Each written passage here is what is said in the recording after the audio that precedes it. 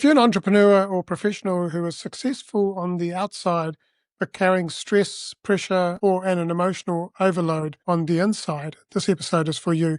This conversation explores how you move from just pushing through to truly understanding yourself under pressure. You'll discover how to lead yourself with more awareness, regulation, and resilience. Welcome back to the Champion Mindset Collective. I'm your host, Anthony Dahya. Today, we have Daniel Zavrel, who brings more than 35 years of experience in coaching, transformation, stress regulation, leadership, health awareness, and human development. Through his work with entrepreneurs, professionals, elite athletes, football clubs, police environments, and high-performance teams, Daniel has seen the common pattern. Many people can look disciplined, successful, and strong on the outside, while internally carrying stress, pressure, emotional overload, physical tension, or repeating patterns that they do not fully understand. Daniel believes that many people do not need more information first, they need deeper awareness, and his work helps people understand what their body, nervous system, emotions, behavior, and performance patterns already are communicating. As a father of 7, his work is also deeply personal. Daniel understands that transformation is not just something that we talk about, it's something that we each live each day through family pressure, leadership, responsibility, and presence. Through practical coaching, body, mind, insight, consciousness, and advanced bio-reasoning technology, Daniel helps people understand themselves more clearly to regulate under pressure and take real steps towards balance. Daniel, welcome to the Champion Mindset Collective. Thank you so much, Anthony. I'm really honored to be here. It's a pleasure. Daniel, tell us a little bit in summary of your journey in life from childhood to now. How did you get here? A great question, Anthony. Yeah, I think we share a little bit of the same background. In that sense, I was born in a family with a Czech father and a Dutch mother. But when I was about 3 years old, they separated, and we had 6 children at that time. I was the youngest. And yeah, so they split up, and my father would go back somewhere to Germany. And so actually they told us we should go to an orphanage. And yeah, so that happened. So my father literally dropped us at that orphanage. And yeah, I was in a total moment of shock. I remember me sitting in a little bed, totally in shock. My brother was crying and he threw it all out. And with me, everything went inside actually. It was really kind of a big shock. So it was a traumatic experience. And so he just drove away after dropping us. I didn't see my mother. And yeah, of course, at that, when you're so young and your mother is kind of a goddess for every child. So you lose both your God and your goddess, so to say. And you're 3 years old. You don't know what really happens. So there was really a traumatic experience, which gave me a lot of homework, actually. Then later on, I was adopted, actually by a very good family in the Netherlands. My father had a very good job as a director at a big accounting firm. So in a material way, actually, after my 6th year, we grew up in a very good surrounding. But of course, that inner world stays there. And so that was really something I had to work on very hard. And I did a lot of therapy and psychology sessions. And later, this became my work. I say, the more rich you are from the inside, and the more you can project it to the outer world. But it was not easy. It was like, did so many like rebirthing therapies, screaming therapies. I went to India 6 months on a sabbatical and did all kind of things. I did ayahuasca later to transform. I became a yoga teacher, a mindfulness teacher. So I did a really a big amount of inner work. Yeah, it sounds very similar to my upbringing in a way. And, as you know, I was in an ashram, a boarding school from the age of 7 and dropped off again like you did. So I don't understand, but I can appreciate how it would have been for you as well. But yeah, it leaves a lot of trauma to work through and later in life, doesn't it? Yeah, absolutely. Now, we're going to be doing a scan today, and could you tell us what that scan is about? I believe you've taken some of my details and you're doing a scan at the moment. Yeah, so we're going to do a body-mind scan with very advanced quantum technology. It's a German technology, which previously was developed by the Russians for their cosmonauts, because it's very expensive to get a cosmonaut out of space with, for example, a stomach ulcer.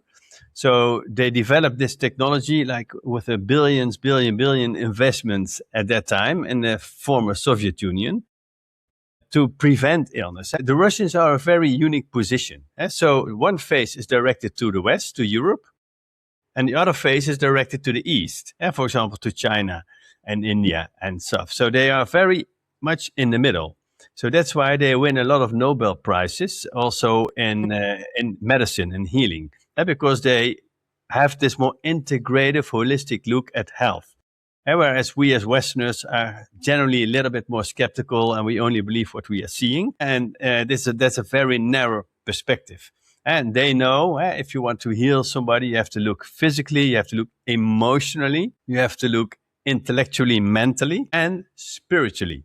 And the last part is sometimes hard to understand for people, but it generally means finding your why, living your purpose, as the Japanese call it, living your ikigai, your reason for being.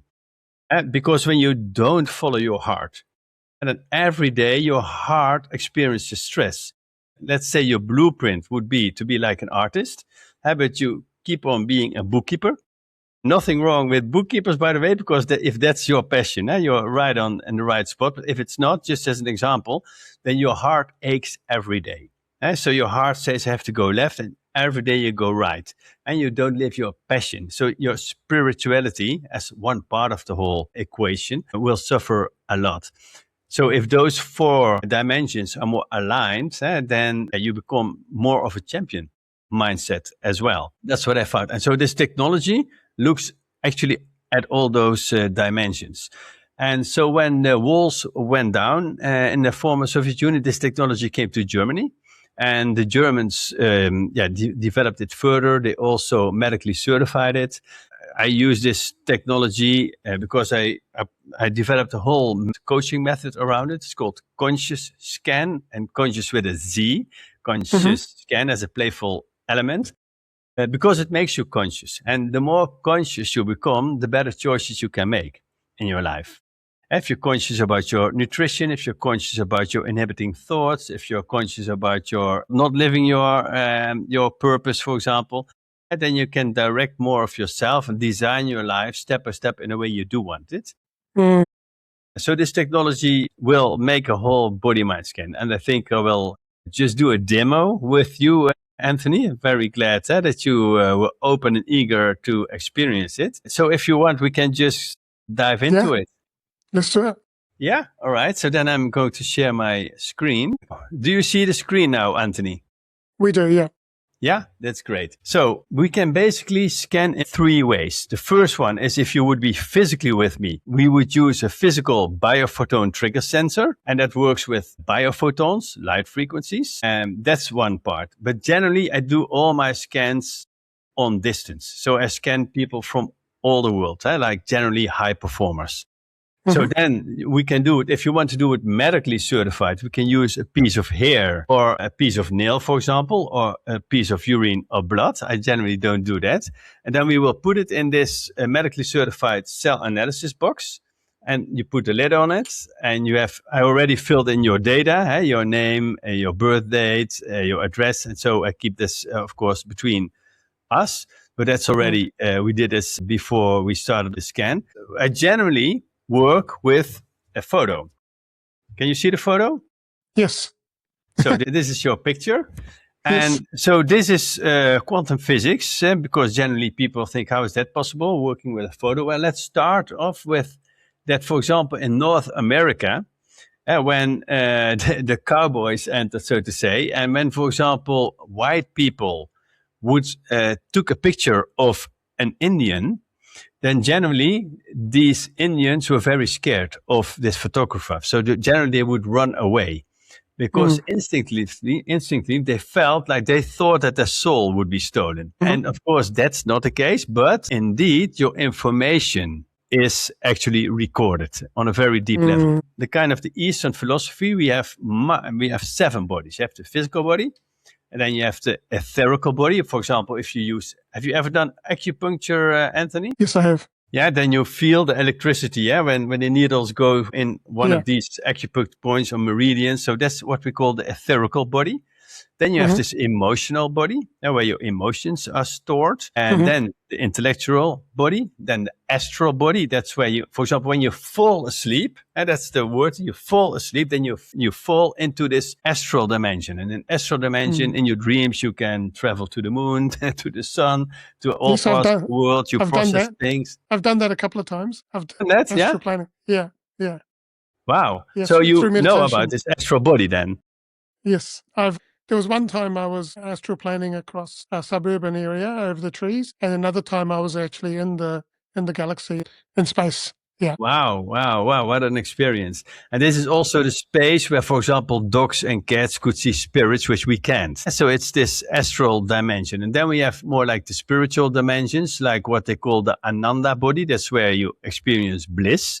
For example, it sounds stupid, but when as a human you have an orgasm, actually you arrive in this ecstasy body, in what they call the Ananda body in yoga, which you can develop in a natural way, for example, by spiritual practice. And then the oneness consciousness is that you are one with the whole universe. And so together, this is your bioenergy field, so to say. And we can measure that. And now, on a photo, that's why I'm explaining it, all information is included in the photo.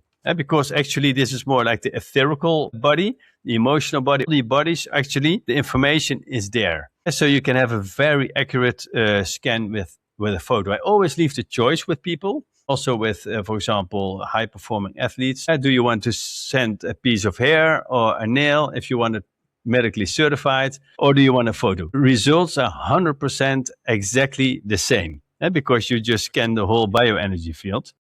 And that's why like 95% choose to send a photo, because they just have to take a selfie, they send it to me, I print it, and it goes in the cell analysis box, and you have exactly the same scan. But I just want to mention the different methods of scanning. So now I will put your photo into this cell analysis box. And we already have your data, your age, etc., your address, your birth date. So this goes in here, and then we close it. Generally, such a session takes 1 hour.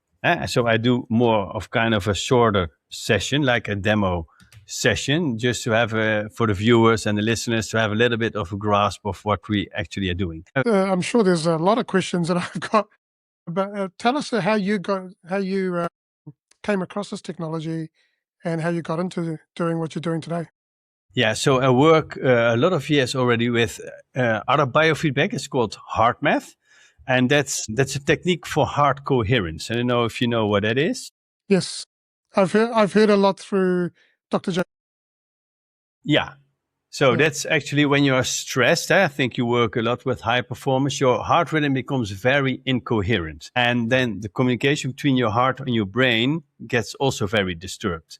And then you can learn a heart coherence technique, which is a breathing technique, to get your heart very quickly into a coherent state where you are performing on your best. And we can measure this also with another biofeedback technology, with a pulse detector or with an ear detector. So this technology I was working with, and then on a webinar I saw actually the first steps of this other technology I'm working with. I just will show in a minute with you. And so that's why I fell in love with it. And I thought, well, wow, this is beautiful to apply for high performing people. So I already put it in English now, so let's dive back into it. So we're back. Can you see it again, Anthony? Yeah. Okay, so now you see it's in the English version. So I'm going to do a small scan as explained. And I will start now with the head. It's already being scanned. And I will just pause it now. A sec here. Okay, so I pause it for a moment because you see all kinds of things. So we've already scanned some organs. So now, by the way, I only have one kidney. Just to let you know. So that's I could choose in the beginning. Generally, you can ask for if you miss body parts like a gallbladder or something. Generally, and then it will not scan that gallbladder. But generally, I did not ask you because it was a demo, but good that you tell me. Yeah. Generally, I will choose always to scan it because energetically, according to more the Eastern philosophy, that kidney is still there. Only the physical part is not there yet. Nice. Good to know. Also, they have these ghost pains with people who have lost a leg, for example. They really feel itchy and they feel as if that leg at some times is still there.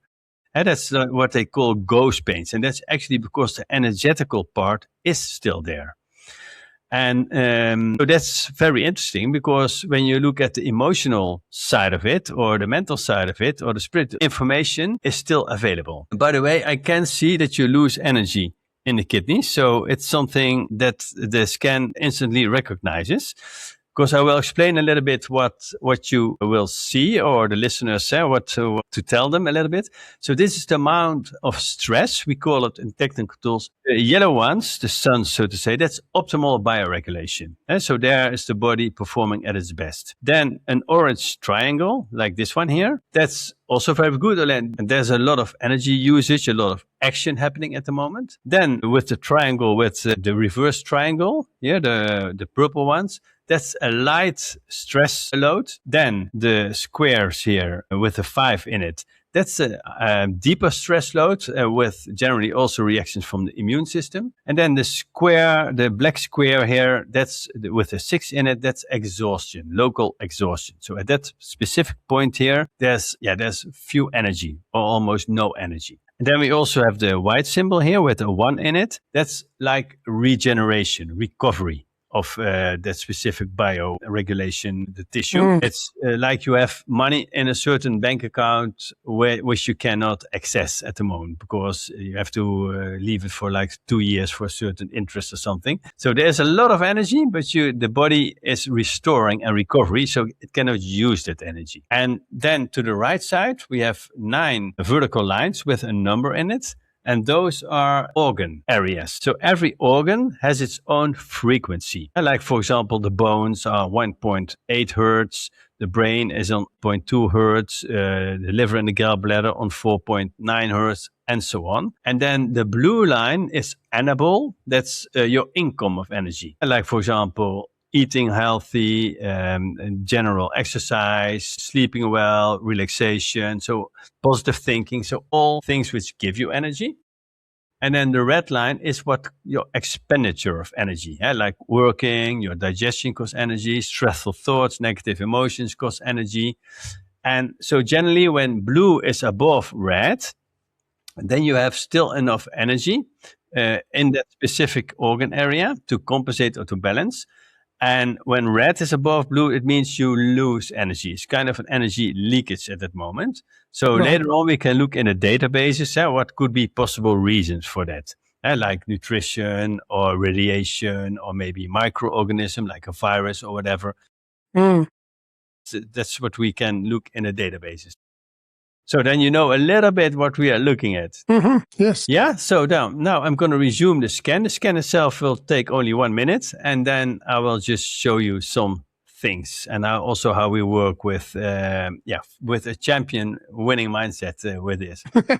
Yeah, so I guess today I'm probably a bit low on energy because this is my second interview for today, and so I've been and I was working till late last night. A lot happening because tomorrow I'm flying to Australia. I've got a little bit of packing and organising to do. Yeah, a lot of energy usage, maybe a little bit stress, and to get everything organized.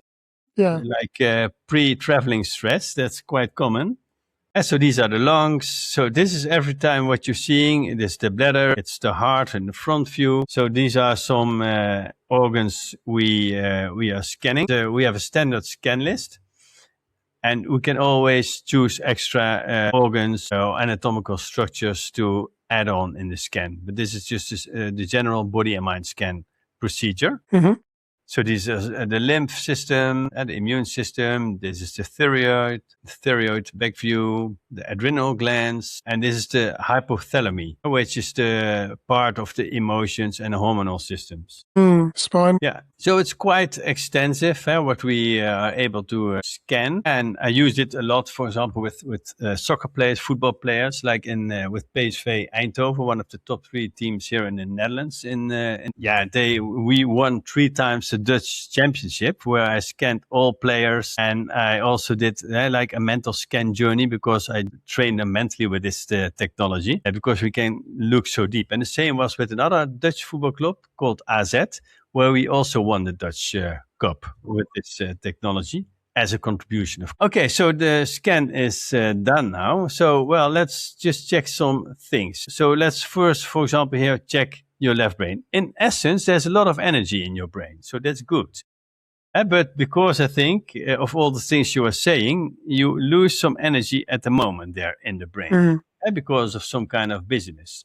And so let's check what could be some points there. So these are all databases with which we can look at possible causes of this balance. And for example, there's also tendency to pathology. So nothing is really happening in that area, fortunately, brain. But we could look at now what could, for example, be some rife frequencies. There's also nothing really there. Cognitive support is also not very necessary. So we can make audio files, for example. And let's say that you need more mental silence or more emotional discharge. This is not the case in your case, but in this with. Yeah, and just above the cognitive support. Oh, the chakras. Oh, sorry, I didn't hear it quite well. Yeah. So what it says is your 7th chakra.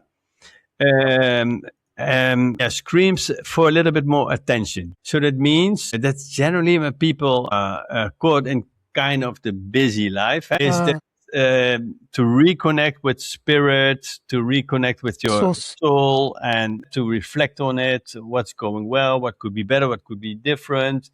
Also listen to the inner voice a little bit more. So this is actually where you could win a lot of energy right now, because your left brain loses a lot of energy. You can see red is above blue. So you could win a lot with, for example, deep meditation. What's something which gives you energy, Anthony, to reload mentally and spiritually? Well, walking in nature is something that does that, but also definitely meditation, and I've got to do more of that. Yeah, so this would be definitely something. If you're in Australia, of course, there's beautiful nature, I guess, in Australia. Maybe to invest a little bit more time the coming days in a good meditation to refill that mental spiritual battery and to refill your left brain. Yes. Then a second one is if we look in some more psycho-emotional domain, we see here vegetative influences who influence the vegetative nervous system, the autonomic nervous system. Then we see that you lose also a lot of energy in impatience. Or in other words, you could gain energy in patience. Impatience, yes. Yeah. I recognize this in my own life. So I went like 20 years ago, I went to India, as explained, and I was also met a spiritual teacher there. And after a few years, he also gave me the name. I generally don't mention this name, but in this case I can do. And the name he gave me was a Sanskrit name, Dhirendra. And that means the king of patience. But of course, he gave me that name because I wasn't the king of patience at all. I was the king of impatience. So this was something I really had to learn in my life. I think it's like 70% better than 20 years ago. But I think for almost all Westerners, maybe even for all people, generally, for example, I live now here in the Philippines. Just this is the first week. But here they are very patient. And when you are standing in line to pay your bread or whatever, people are so patient. Or when I had to get a new phone number, everything went so smooth and no stress. So yeah, generally, for example, in the Netherlands where I live, and also even in Spain, where it's a little bit better, there is a lot of, not the only one, but it's something which depletes energy. And the second one is being more fearless, having to, and of course, fear is something we cannot exclude. But at this moment, it seems to cost you a little bit more energy. So too much energy. And if this is uncertainty for the traveling or other things, so does something come to mind? Which kind of fear costs you energy at the moment? Something that I've been wanting to do for a while, which I haven't been doing, is getting more on video and talking on video, not on the podcast, but more on social media and connecting with people, so that in my other business, which is the AI business, I can connect with people as well. I feel that the more I can be fearless in that area, where I can connect with people over video. Okay, yeah, and I want to invite you, just not now, but when you are in a quiet space, maybe after a meditation, just write down the word fearless on an empty piece of paper, like an A4, and just feel what your heart comes out of your heart when you write the word fearless. Mm-hmm. And generally, when you go a little bit deeper, and like now we are more on the surface, it might surprise you which might come out and which you could transform then a little bit more, if you like. Yeah, absolutely. Yeah, so these are some examples which could cost energy. So in a positive way, what could be an affirmation for you, like a helping thought? For example, here at the moment, to counteract that is, with love, I embrace and hold my experience with ease, so things can go easy, and with joy. And this is generally why we start things, like also your podcast. But I know how it goes. Then business kicks in, and the reality. And then sometimes we forget why we did it in the first place. That's that ikigai again, the reason for being. So to every time go back, hey, I have this beautiful podcast, this Champion Mindset podcast. I can meet so many people. So what brings you ease and joy, Anthony? Let's ask it more directly to you. Yeah, so having these conversations it gives me a lot of joy. This is something that I want to be able to do forever. And ease, is just what I find is when I'm present in the present moment, everything feels at ease, rather when you're not in the present moment. Exactly, and that's of course a high spiritual practice, to be really in the here and now. That's mindfulness, and that generally gives you joy, at least. So that would be something to reconnect. That's also the seventh chakra again. And the second one, it's a good thing if I create all love which I need myself. Yeah, one of the things I was going to say is that when I'm walking in nature, I feel at most of peace and ease and joy as well. Excellent. Yeah, so that would be perfect for you to reload your brain. Absolutely. And then the second one is which can give your mind and your brain at this moment, especially the left brain, because that's where you lose the most energy, a lot of energies. I'm flexible and agile. And again, I bow myself to the flow of life with ease. Everything is fine. It's like learn to surrender to reality. I know that Byron Katie, I think it's an American spiritual teacher. She always says, and I love that definition of God. She says, God is reality. And fighting with reality, we lose 100% of the time.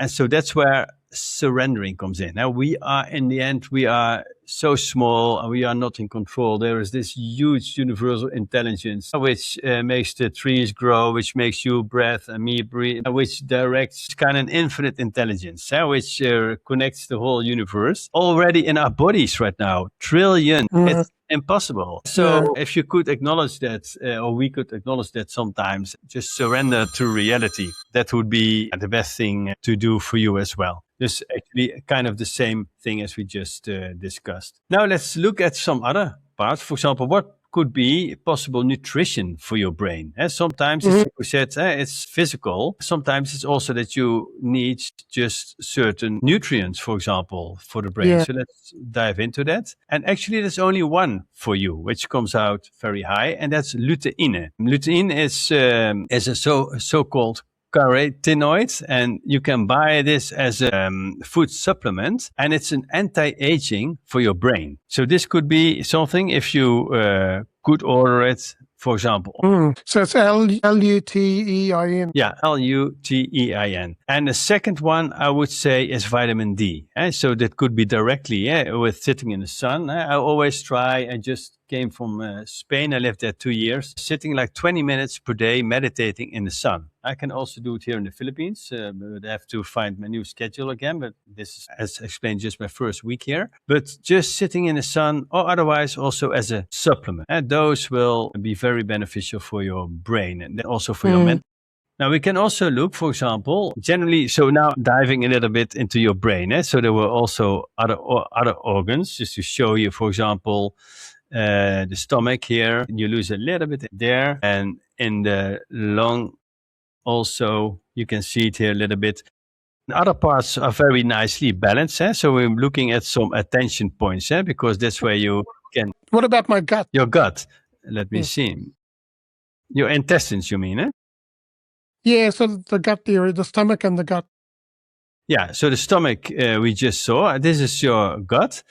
And well, there we see blue above orange. So that's quite okay. There's a lot of things going on in the intestines right now. That's why you see the 5 and 6. It's compensated. And so it could mean that you ate something that is not being digested very well yet. But structurally, there's still a very good energy there. Contrary to the left brain, which has made some extra hours, I guess.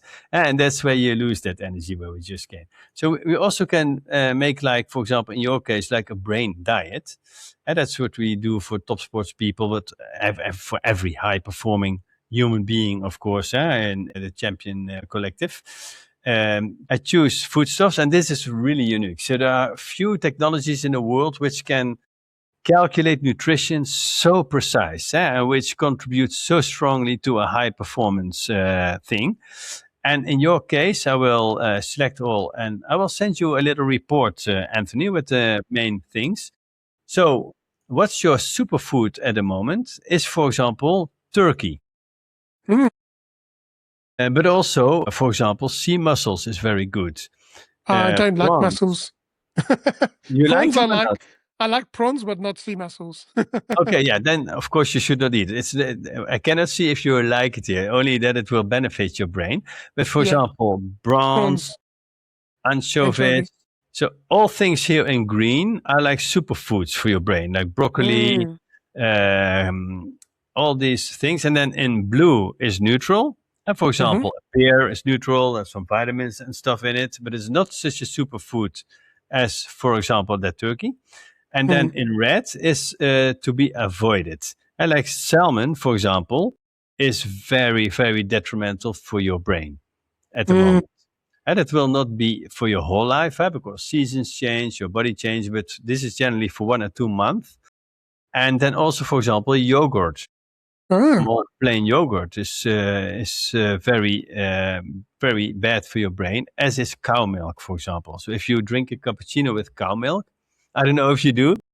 I've been having cow milk and yogurt in my breakfast muesli. Okay, yeah. So then you could substitute it, for example, for oat milk or soy milk or almond milk or cocoa milk or whatever.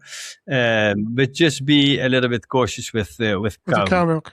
Yeah. Okay. So you will get a whole list, and it will be like meat, fish, vegetables, fruits in all categories, and then suitable, neutral, and unsuitable. It works very, very powerful. I got a question for you. Just going back to the gut and the stomach, I feel bloated at times. And so where could that be causing that, like in terms of foods? Yeah, absolutely. In your gut, you mean? In my gut, yes. Yeah, so I can look at your gut and look what are some food sensitivities there. So let's check here, food sensitivities. So these are some foodstuffs that you really can react very heavily to in your gut. For example, white chocolate is one of those. For example, soy milk also. So my example of soy milk is not such a good example. So I have oat or almond milk. You had oat milk? Yeah, that's good. That's I think that's the best for you. But for example, chicken egg yolk, and don't eat too much egg yolk, so the yellow part of an egg. Brazil nuts, which are the big nuts, a little bit cautious with. Also wheat. So you better eat other grain than. I think the gluten in the wheat is what makes your gut very sensitive. So these are the main ones, but also when you drink orange juice, be careful with that, or just plain oranges, be a little bit careful with it. But you are less sensitive for that than the bold ones here. So if you also have something with, for example, healing stones, not everybody does, but then, for example, an obsidian gives you very strong mental energy. So I will just put it in your report, and then you can decide if you find it interesting or not. And so we can look at all kinds. I will not go too deep today, yeah, but I can look more at the psycho-emotional pattern, which might cost you energy at the moment. Let me see here. So unconsciously, there could be some aversion towards new things. I will not say that you will not implement new things, but there could be a strong initial aversion toward it. To adapt yourself to a person situation which do not comply with your usual ideas can be sometimes a challenge for your left brain. And then there are still some major wounds from the past, which you could still let go of. Of course, it's almost for everybody. And then the last one is the inner criticism overemphasizes the properties of the heart. That's the seventh chakra.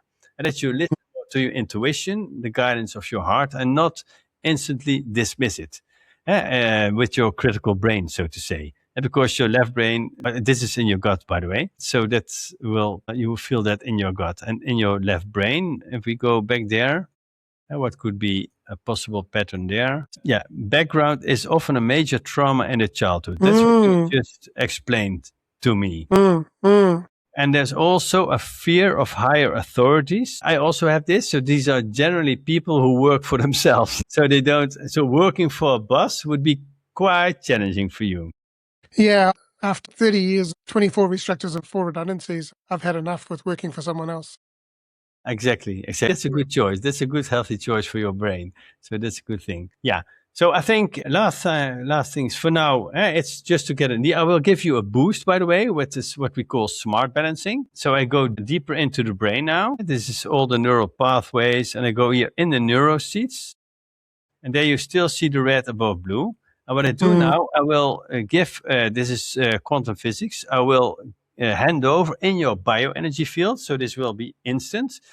Healing frequencies, so that the frequency will be back in its healthy frequency. That's what we call smart balancing.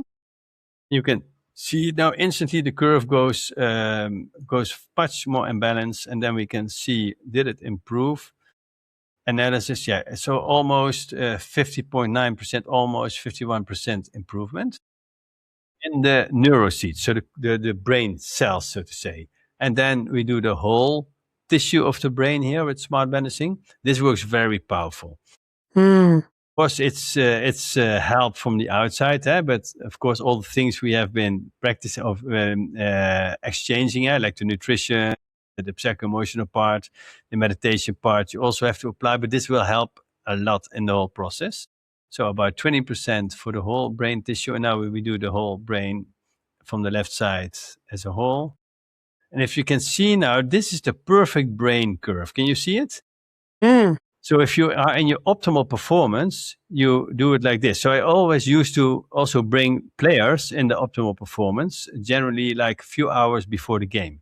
And this helps tremendously. Generally, like a coaching process is like 5 sessions of 1 hour. So this is what we call a body mind scan session, generally 1 hour. Now we finish off, so it's a little bit shorter. But generally, you do it in 3 months, 5 sessions, and every time we learn some techniques. We do a new scan, we balance the whole thing so that you really come to a higher level of performance or life design, so to say. And here, so the whole brain is also a nice improvement. So I'm going to make your report now, and of course, there's so much more to see. I think we only have seen like 10%, but I think it gives a glimpse of what we can do with this high performance technology. I have one question for you. One of the things I have, as the doctor says, is I've got psoriasis, which is a autoimmune condition, right? Can you see that anywhere in that report? And what part of the body, what are the symptoms of it? So you get like skin rash, and it's itchy, and it can bleed at times. That's on the legs and arms and the lower back. And the lower back. Okay. Yeah. So let's just choose here. We have a whole organ systems catalog. And then you see all systems which you can scan, like the lymph system, the endocrine system, nervous system, sensory system. I will just choose now here, because it's the skin. I just choose here this one, manual examination. Yeah, then we see indeed a lot of stress already on the skin. You see it? Mm. All the five Mm. subjects, so it's really irritated. And let's have a closer look at it. And so I was wondering whether there was something I'm eating, or is it to do with stress, or what is it Yeah, that's I will causing that? dive into it. So now we are, you see the skin here, the upper layer, the multi-layered keratinous and squamous Mm. epithelium. You see the fat, the subcutaneous fat tissue and the fat tissue in the skin. So this is the whole skin. And there you see allergic contact dermatitis and Mm. seborrheic dermatitis. That's what they find here. So allergic contact dermatitis is a skin-related inflammatory allergic reaction to an externally acting substance that is recognized by the immune system as a contact allergen. The Mm. dermis is mainly affected, hence the name dermatitis. The substance is not in itself dangerous to the organism. The pathology consists of an inappropriate reaction of the organism to this substance. And the second one is seborrheic dermatitis. It's the function of the sebaceous glands of the skin. Increased sebum production occurs. That's, I think, what you were describing also, eh? Yeah. Seborrhea is only one symptom and can have various causes. It mainly affects the hairy parts of the head as well as the face and the so-called front and back sweet growths. It is mainly men who are affected. Yeah. Skin appears oily, greasy, bran-like, greasy, and itchy, as you were describing. It usually gets worse in the winter. In the summer, because you're sweating, it's not so bad. But in the winter, your skin dries up and Exactly. Yeah. And then you also see dermatosis. And let's look what could be like, for example, food sensitivities for you, for your skin, which could be the big winners, is egg yolk. I don't know, mm, do you eat a lot of eggs or not? I do occasionally have eggs, yes, but not all the time. Okay, so that would be very important to, yeah, unfortunately, to skip that for you. The chicken egg yolk is, your skin is very sensitive for Yeah, that. but I was And wondering whether it was to do with wheat. It was one of the biggest yeah, culprits or not. also wheat here, but Yeah. much less so. It's especially Yeah. this. Wheat also because we saw it in the brain and in the intestines. Wheat is also something you should leave out, and orange juice as well. So we'll put this whole list for your Yeah. skin in your Yeah. report. And then that's just literally for the skin. And then nutritions for your skin. Here we see you have a shortage of omega-3 fatty acids. So it would be Mhm. very important for your skin to have a good supplement of high quality omega-3. Mhm. And resveratrol is very important. Against inflammation, curcumin. Turmeric. Yeah. Turmeric, Yeah. curcumin. Yeah, same thing. And And magnesium. magnesium is the last Mm. one. So these are very beneficial for your skin. And let me see, herbal remedies, so much beautifiers. As a thing you can put on your skin, there's a multivitamin moisturizing cream, Yeah. Yeah. which could be very beneficial, and a radiant CTM body lotion. So I will put them in your reports, and there's also like where you can find these kind of things if you like. There. So let me see if there are some amino acids. No, not so much. And what could be psycho-emotional there? So does the word violently say to you? It could be something Nothing. from your past. It could be something that you're harsh on yourself, like taking a break a little bit more, because your skin is also your defense against the outer world. It's Yeah. also intimacy, but it's also setting boundaries to the outside world. It's your largest organ, actually, of the body. So let's put it there as well. To have a thick skin is also something. So you can also use that as a reflection, just to check what comes to mind if you see that. Yeah, and then you see what's important for you, for your skin, is to say to yourself, I am inwardly and outwardly in safety. So to feel safe in your skin, in yourself. And yeah, so this is something also more on the psycho-emotional point for the skin. Let me see if we can have some right frequencies. No, not so much, not really strong there for the skin. Otherwise, I could make an audio file for you. No, I think for this is for now the most important ones. So I'll put that in your report as well. Thank you. All right. So shall we leave it for the demo for now? Yes, we can leave that now. Excellent. So I will come back to the Zoom. That was amazing. It was very interesting, and a lot of it made sense. It made a lot of sense. So I can understand what's happening there. Tell us how you work with high performers, and like, what are some of the things that you see commonly with high performers and also athletes?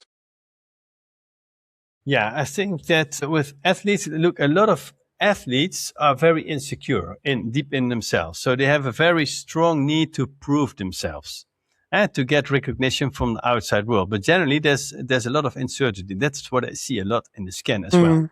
Like fear of failure, fear of not being loved, fear of not being good enough. And then to compensate that and look how good I am, how I can win this gold medal and then get a lot of praise. But then they don't solve this inner. So, and for performance in a way, that's not a bad thing. But to win spiritually, it is, because it gives a lot of unrest. And so if you could do both, that would be much more balanced. Yeah. I work a lot when I should PSV Eindhoven, this top which I explained, where I worked 4 years.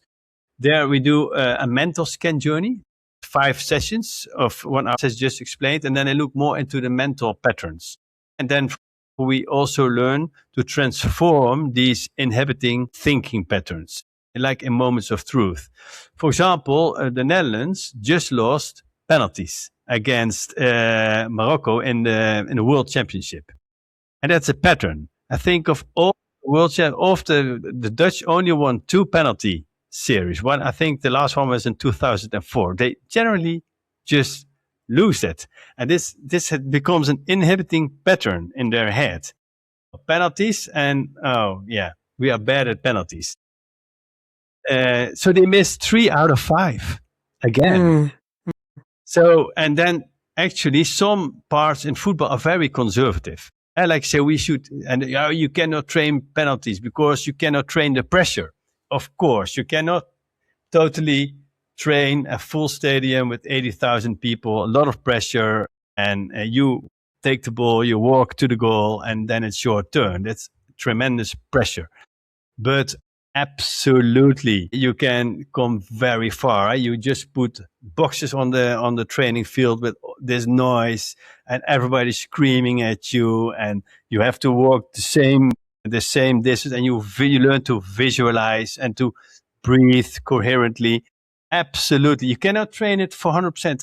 That's true. And the last 20% is untrainable. But if you can train the 80% with mental training, absolutely you can. Unfortunately, some parts of the food, not PSV, they are very open-minded. I like to innovative mental support practices. I like ConsciouzScan, but not all football areas are yet. And I think it's more and more common now in sports to do that. And in companies, it's much better because I also support a lot of management teams or even CEOs, but also just normal employees who just have to perform better and get more, a better version of themselves on the work.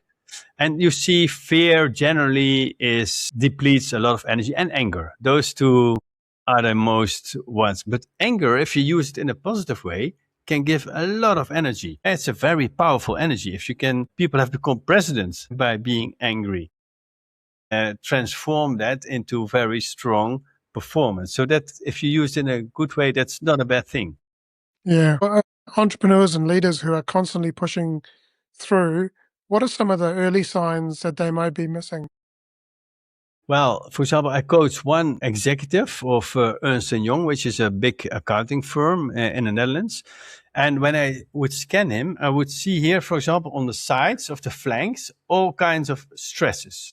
So he had a tendency to not connect with people. And that's what his name was, the spreadsheet manager. And he was very good at that, making spreadsheets and directing from the numbers and the targets and this and that. But as soon as he had to connect with people or motivate someone, he was totally, always wanted, his room was locked as a CEO. So I coached him and I saw it instantly, and he started crying when he saw it on the screen. And because it was, of course, the feedback he got a lot, and he dismissed it kind of way. But now he could, and that's what I see a lot, because this ConsciouzScan makes it so visual for people, which helps the process. And it's kind of confronting, but then we start working on it. And step by step, I always believe in 1% better. Like Atomic Habits from James Clear, becoming 1% better, in this case, with connecting with his employees. So he started to listen podcasts about connecting or about authentic leadership or connecting leadership. He started to read books. He started a little bit smaller. And it was not that he was emotionally like unstable or something. It's just that he didn't practice that part of himself a lot. But he could. He was able to do it. So after 3 months, he even became very good at it. And we could see it in the scan. There were all yellow values now. The energy was flowing. And now he had gained this extra quality of also being connected. So now he could steer from the numbers, but also from the people. And there was a huge gain. So he wrote this huge testimonial for me, which he did for himself in the end. Yeah, that's very nice to see that we can look so deeply and so sharply to what's really going on. We can go to the core of the matter very quickly with the help of quantum technology. Yeah. Now, like a lot of people were just hustling and just busy, busy, busy. But to pause and observe and to regulate yourself, to choose that framework that you've mentioned, for someone who's under a lot of intense pressure, perhaps they're experiencing burnout or emotional overload, what is the first step that they can take to implement this? And what kind of immediate shift might they notice when they do that? Yeah, I'm really a big fan of heart coherence. And you see, the heart is electromagnetically 5,000 times stronger than the head, and electrically about 50 times stronger. But I usually learn leaders this heart focused breathing. Maybe we can do it 1 minute if you like. Yeah, let's do it. Yeah? Yeah. It's so maybe the viewers or listeners can practice along with us. So if you put for a moment your hands on your heart and close your eyes for a moment, and then just feel the warmth of the hands on your chest. And this brings your attention out of the head into the body in this very powerful electromagnetic field of the heart. Again, 5,000 times stronger than the head. And in the East, they call your heart your safe place. And it is because your heart in itself is always peaceful and positive. Stress is made by thoughts in the brain. By really touching your heart, it's like coming home. And this first step we call heart focus. Get out of the head into the heart. And then I want to invite you all to a very intelligent and conscious way of breathing. We call it heart focused breathing. So I want to invite you to breathe in as if you're breathing into the hands, to the heart. Charge yourself with fresh energy for about 5 seconds. And then discharge, breathe out through the heart and these hands, and let go of all negativity and stress. And keep that rhythm, about 5 seconds as if you're breathing in to the heart area and the hands. And when you breathe out, let go of all negativity, everything you cannot influence right now. That's almost everything. Keep that pace and that rhythm. And with every out breath, you let go of more and more tension. This will balance the whole autonomic nervous system, the sympathetic and parasympathetic branches of the autonomic nervous system, which will make your heart very coherent and which will optimize the heart-brain coherence. And now the final step, activate a positive feeling. What kind of positive feeling do you want more of? It could be a quality like power or confidence or enthusiasm or gratefulness. Then really breathe that word or that emotion into your heart. Feed your heart with it, every cell. And when you breathe out through the heart, relax in this positive feeling. And let's say, for example, power. Breathe in, power.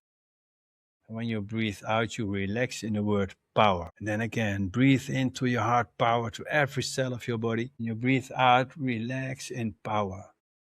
And if I would measure the heart, so for the listeners now, it will get in a very green, coherent, positive rhythm, which is the optimal state for learning, performance, and recovery.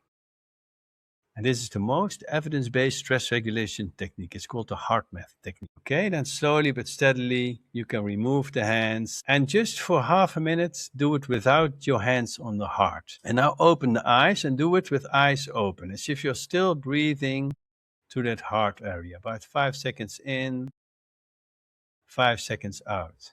So you can do it in places where you go from stress to flow instantly and nobody sees what you are doing. So you can do it in a boardroom. You can do it at the dentist or wherever with eyes open. Nobody sees. You are going back from stress to flow. And it's always going back to the heart.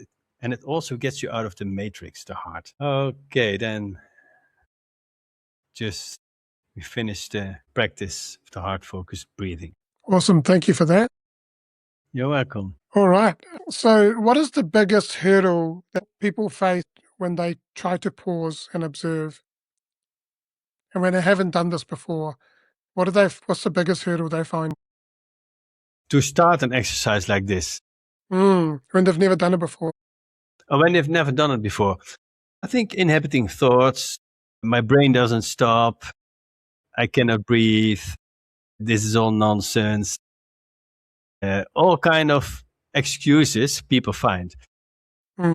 Even when this is the most evidence-based stress regulation technique, average in companies, we find a 40% stress reduction after 2 months, again and again and again, with statistically valid questionnaires, like as a baseline measurement and 3 months later. But still people find all kind of excuses because to be with yourself is confronting. As your brain is addicted to all this noise and busyness, and you go to beingness, it's kind of threatening. People cannot stand the silence in themselves.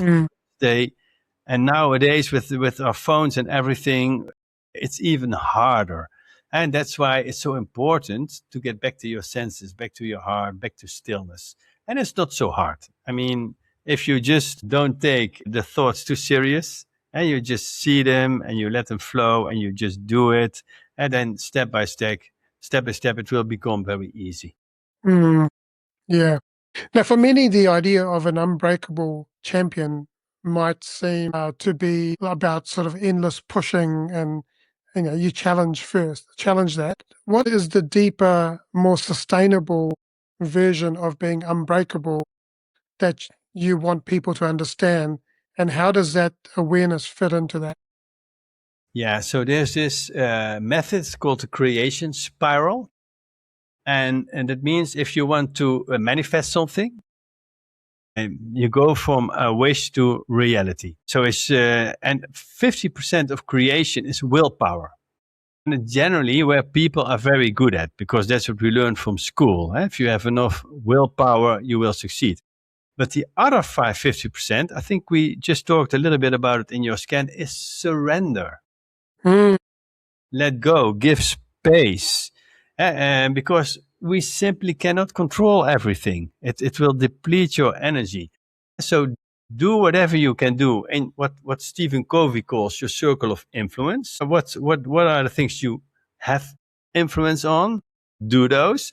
And then surrender, let go of things you cannot influence, because it will deplete your energy.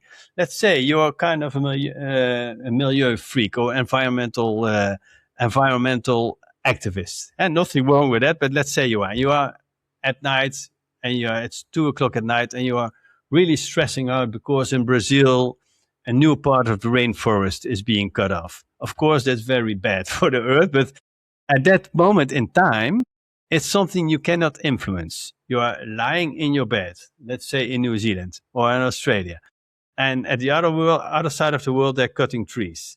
It's not in your circle of influence, at least not at that time. Maybe the day after you can become a member of whatever, Greenpeace or something, or you can even become a board member of Greenpeace, but that stops your influence. And if you still are depleting your energy, then it will drain your energy, and then it will become an energy leak. And so it's very important to learn to surrender to what you are not able to influence and only look at your circle of influence. Yeah, absolutely. And that's something that, we all need to practice more, right? Because we tend to there's so much external pressures that we can't control, Absolutely. and so we've just got to let go. An interesting thing is, I've just published the latest episode with a gentleman called Jim Britt. So if you're familiar with Jim Rohn and Tony Robbins, Jim Britt is one of the greats. He was a good friend of Jim Rohn, and he just did an episode with me about letting go. So that's exactly what we were talking about. Absolutely. So, yeah. So check out episode 231 if you want to listen to that. Excellent. Yeah, it's a really, really good chat. Now, what does it look like in a daily practice for someone who is balancing work and family life? Yeah, I would say, like for example, the exercise we just did, scientific research from the HeartMath Institute shows when you do this like 4 times 1 to 2 minutes per day, and like 2 or 3 times you sit a little bit longer, like 5 minutes to 10 minutes. Again, this will de-stress you for about 40 to even 50%, lower your stress. And so it's actually not, it's a very low investment. You have 24 hours in a day, and only if you do it like 4 times 1 or 2 minutes, takes about 8 minutes a day to get back to yourself, to your heart area, and reconnect again, and with the breathing, and with a positive feeling, and also transform your thinking at that current moment. So that's a very simple mindfulness practice, actually. And what is the one simple practice that someone can start today to cultivate a deeper awareness and regulation? Yeah, I would say whenever somebody feels stress, and then let's look into what actually is stress. Stress is experiencing an unpleasant feeling. That's it. It's very simple. Mm. People think stress when you are in a hurry. That's only one part of stress. Being depressed is also stress. So every unpleasant negative emotion is what we define as stress, because then your heart rhythm becomes incoherent. You produce all these stress hormones like cortisol, etc. So the first thing is to learn to become aware that we call this notice and ease. Hey, I'm so angry now for about 10 minutes already because the taxi was late. And okay, I'm still on time, but I'm still angry on the driver, whatever, just an example. And to become aware of that. And then out of self-love, transform it into a more empowering belief. Okay, I'm still on time. It costs me a lot of energy to stay in this emotion. And then just look at something positive. Hey, we'll be there. We'll meet my best friend in 2 hours, and we'll have a good chat. And so this will lighten up your frequency. So becoming aware of your thinking is extremely important. Because thoughts become things in a way. If you, in that way, thoughts have a lot of power, because a thought triggers a feeling, and a feeling triggers a behavior, and a behavior triggers a consequence or a success or a failure. Yeah, absolutely. So being aware of your thoughts, and as I love what Eckhart Tolle says about your thoughts are like clouds. They come and they go. And when the silly thought comes, you just say, there's another silly thought. And there's another silly thought. And you just let it pass, right? And so let it pass, acknowledge it, and then let it go. Absolutely. Yeah. Absolutely. And yeah, generally should also be compassionate with ourselves, because in the West, an average person has 62,000 thoughts a day. Our self-talk is about 500 to 600 words per minute. Mm-hmm. And about 80% of the self-talk is negative. I cannot do that. So learn to recognize that self-talk, be compassionate, and slowly but steadily transform it from weak talk into strong talk is a very interesting, one of my favorite exercises. It's not simple, but it's really, really beneficial. And just allow yourself some time, and sometimes you lose it. That's okay. And then you stay angry. Okay, I lost it. I didn't succeed to transform it this time, but next time you will succeed. And sometimes it's 2 steps ahead, 1 step back. Also, a lot of people confuse pressure with stress, and pressure is is different from stress, right? So could you explain to the audience what the difference is between pressure and stress? Yeah, because pressure in itself is healthy. If you want to perform at your best, you need pressure. So you need actually the average is between 40 and 70% pressure. If you, for example, you have to play this, let's say, World Cup final in soccer. I don't know which countries will be in the final, but let's say you're one of those players, then you need pressure. If you have too low of a pressure, you'll become nonchalant, not very focused and concentrated. If you have too much tension, then you will also not perform well. You will tremble, you will be hesitative. So somewhere between 40 and 70% of pressure is healthy because it produces healthy adrenaline. Now, stress is experiencing an unpleasant feeling. Feeling. So actually, those are two different things. So it's more like pressure, healthy pressure. Then generally you also have healthy emotions. And then at the below the lower pressure or the high, especially in high pressure, they also become very negative emotions. And that's very stressful. Yeah. And there is also good stress and bad stress, isn't there? Yeah, so that's the eustress and the distress thing. And that's what I call the positive stress actually is this tension, this pressure. But people, it's somewhere in between this 40 to 70%. That's what we call good stress. Good stress, yeah. Cool. Yeah. Okay. So, Daniel, tell us, because we're coming to the end of the podcast now, tell us how the audience can connect with you, how they can find more information about what you do, and what have you got on offer at the moment? Yeah, so they can go to my website.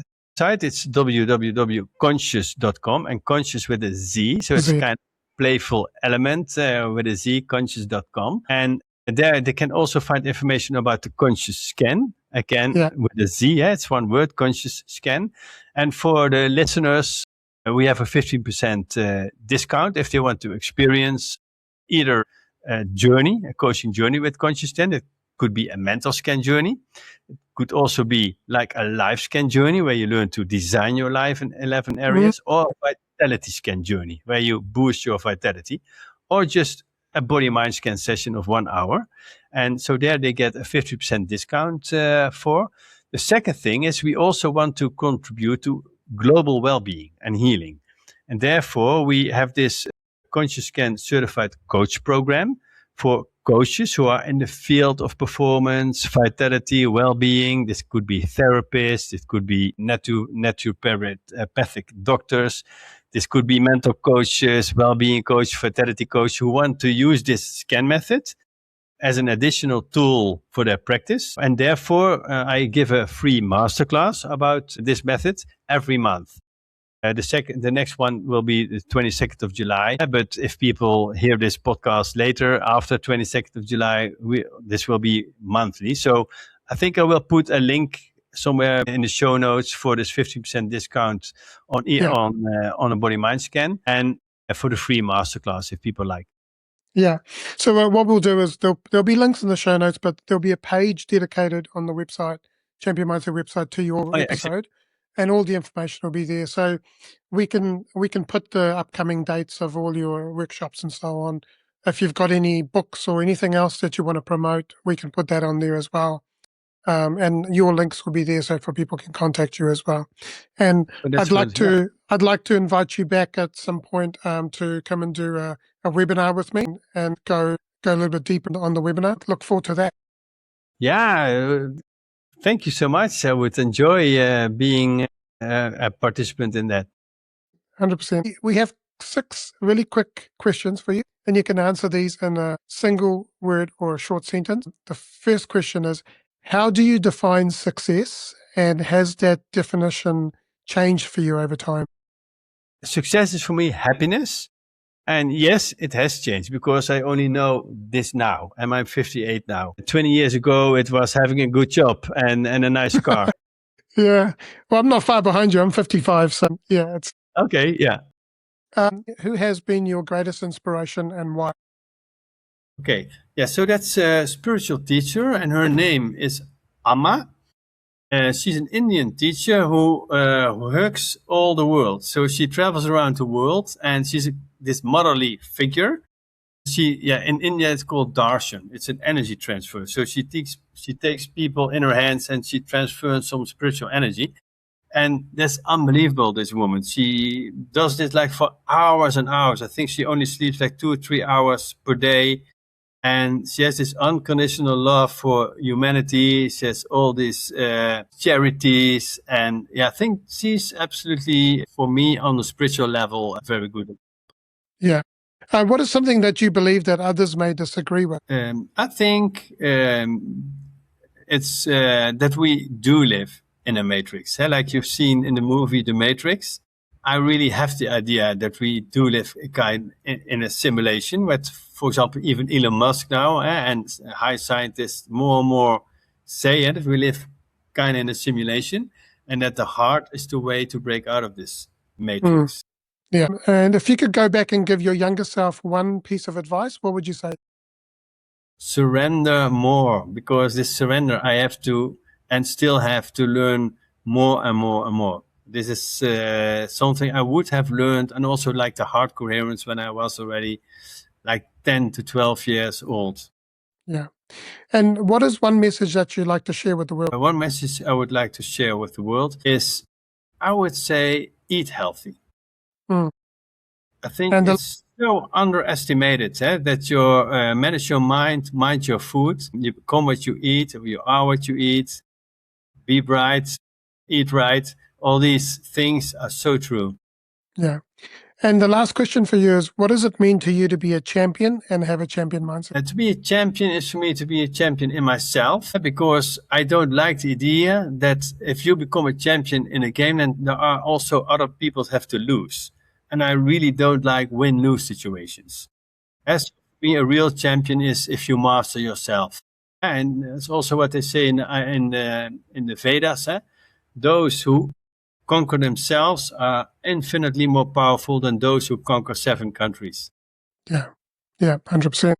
Daniel, thank you. This was a really amazing conversation, and also doing the show and tell at the demo as well. So thank you so much. Looking forward to seeing the result. And the takeaway for me is that the strength comes from the awareness and regulation, not from constant striving. Thank you for sharing your insights on the Champion Mindset Collective. To listeners, if you've been watching this and if you want to understand yourself better under pressure, remember to subscribe to the podcast, share this episode with someone, and check out the show notes and the website for more information. And lastly, I just want to say thank you for being part of the Champion Mindset Collective. I want to say you are loved, you are worthy, champion your life, champion your greatness, and have an amazing day. Thank you, Daniel. Thank you, Anthony.